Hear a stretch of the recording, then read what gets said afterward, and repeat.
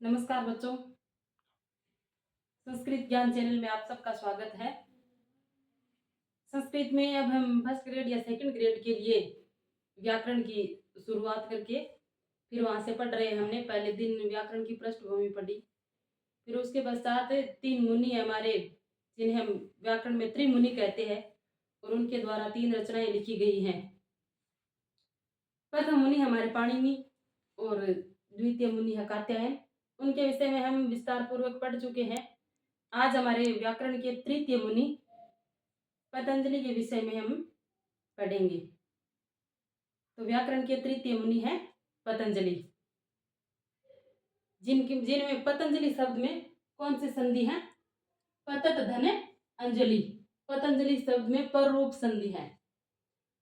और फिर पतंजलि जो हमारे मुनि हुए हैं वो सबसे लास्ट के मुनि हैं। तो व्याकरण में जिन्होंने सब कुछ मतलब पढ़ पढ़ा के फिर अगर उन्होंने जो प्रमाणिक सिद्ध कर दिया हो वही प्रमाणिक माने जाते हैं। इसीलिए व्याकरण में जो पतंजलि हमारे, इनको सर्वाधिक प्रमाणिक मुनि माना जाता है।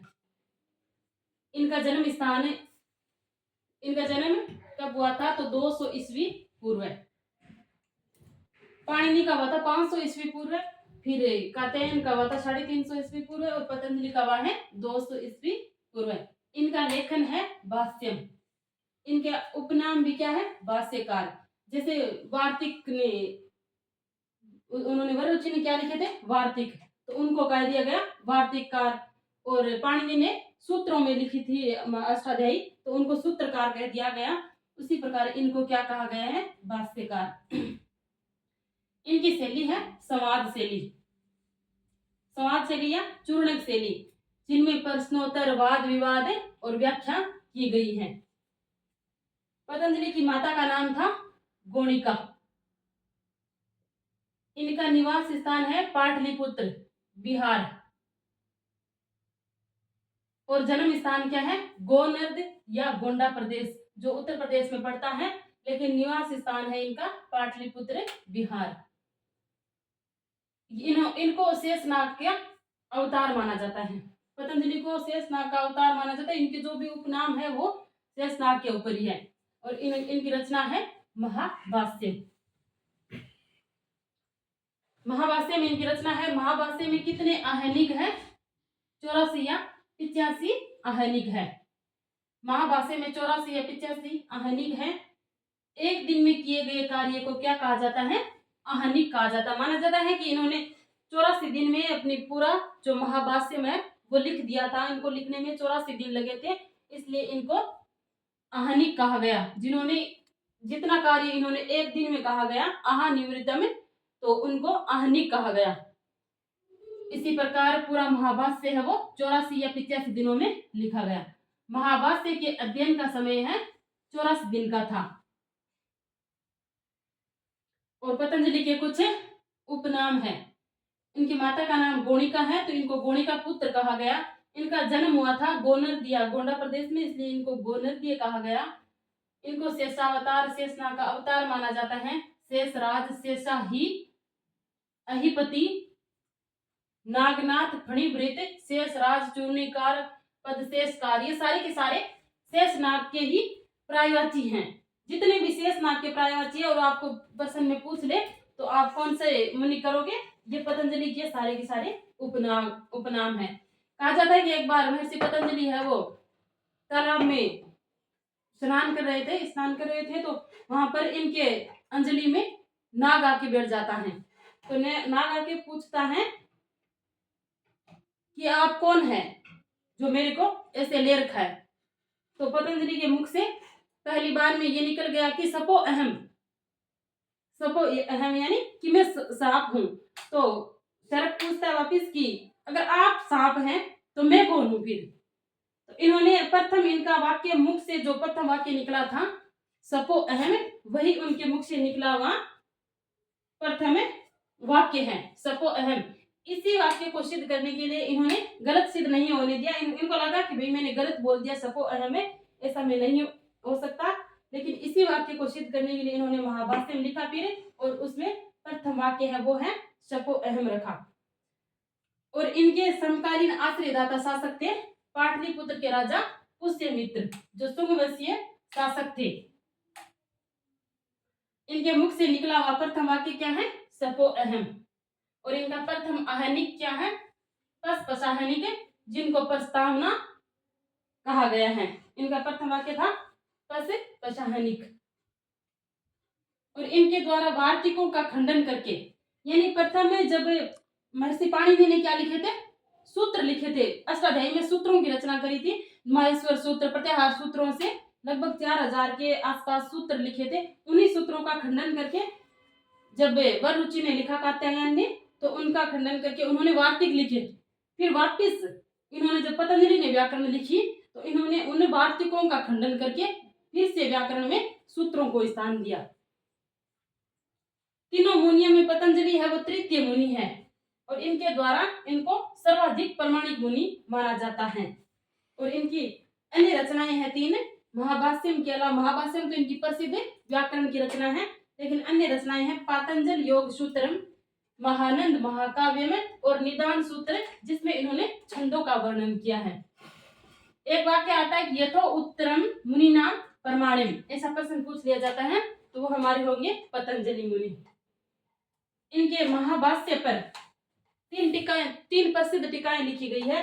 एक तो है प्रदीप टीका, जिनके रचयिता थे केयट, और फिर लिखी उन्होंने उद्योत टीका, जिसके रचयिता थे नागेश भट्ट, और दीपिका टीका जो भरतहरि ने लिखी। इनके महाभाष्य को आधारित मानते हुए इन पर टीकाएं लिखी गई थी, प्रदीप टीका, उद्योत टीका और दीपिका टीका।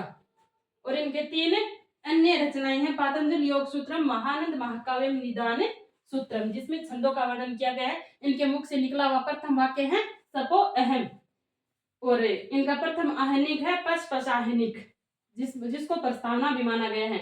और इनके आश्रय दाता राजा थे पुष्यमित्र, जो सुंग वंशीय राजा थे, और इनके जितने विशेष नाम के पर्यायवाची है वो इनके पतंजलि के उपनाम है। और इनको महाभाष्य में कहा गया है कि ये शेष नाग के अवतार थे, ऐसा भी माना जाता है। ऐसा वर्णन महाभाष्य में ही मिलता है। इनका जन्म स्थान गोनद या गोंडा प्रदेश था, और निवास स्थान था पाटलिपुत्र। पाटलिपुत्र के राजा थे पुष्यमित्र सुंग, जहां पर इनके आश्रयदाता कवि रहे हैं।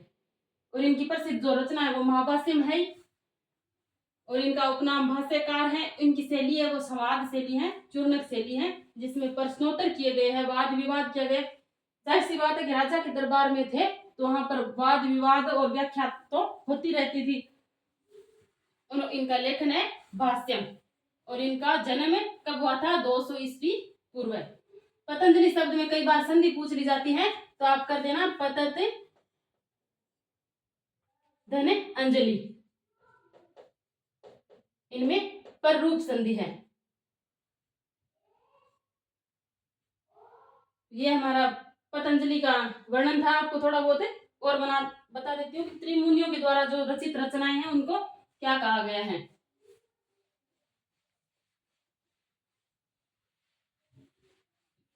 व्याकरण के प्रसिद्ध त्रिमुनि है पाणिनि, कात्यायन और पतंजलि। और इनकी प्रसिद्ध रचनाएं कौन सी है? अष्टाध्यायी, वार्तिक माला, और पतंजलि ने लिखा है महाभाष्यम। त्रिमुनियों के द्वारा जो रचनाएं हैं, मुनियों द्वारा रचित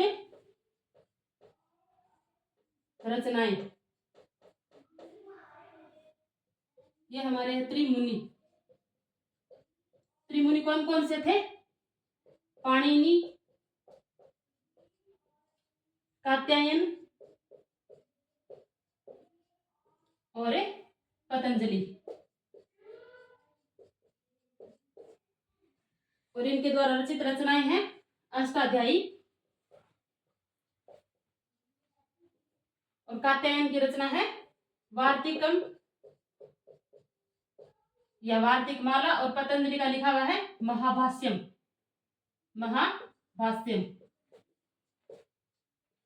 तो इनकी जो रचनाएं हैं उन्हें क्या कहा जाता है? तीनों रचनाओं को तदुक्ति कहा जाता है। तेषाम उक्ति, इनके द्वारा जो उक्ति है, इनके द्वारा कही गई उक्ति तेषाम उक्ति, तेषाम उक्ति है तदुक्ति। अगर ऐसा प्रश्न आ जाए कि तदुक्ति किसे कहते हैं, जो त्रिमुनियों की तीनों रचनाएं हैं अष्टाध्यायी, वार्तिकम और महाभाष्यम, इनको सम्मिलित रूप से तदुक्ति कहा जाता है। और त्रिमुनि हमारे पाणिनि, कात्यायन और पतंजलि, इनके विषय में हम विस्तार से पढ़ चुके हैं। कल हम आगे की जो संज्ञा है, हमारा संज्ञा प्रकरण है, उनके विषय में शुरू करेंगे। सबसे पहले संस्कृत में वर्णमाला, फिर उसके पश्चात संज्ञा प्रकरण को स्टार्ट करेंगे। तब तक के लिए आप सबको धन्यवाद और पढ़ते रहिए।